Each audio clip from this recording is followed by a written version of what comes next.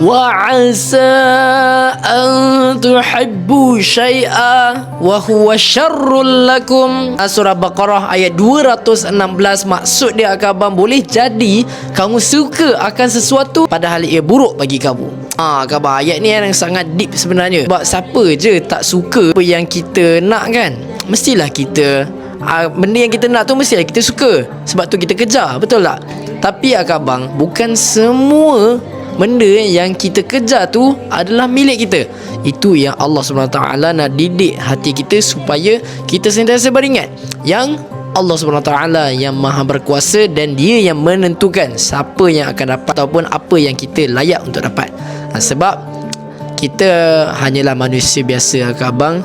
Kita hamba kepada Allah SWT.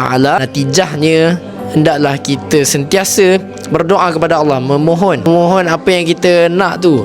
Sebab kalau kita tak dapat apa yang kita nak, mungkin boleh jadi Allah dah preparekan benda yang lagi baik. Benda yang lagi baik untuk kita.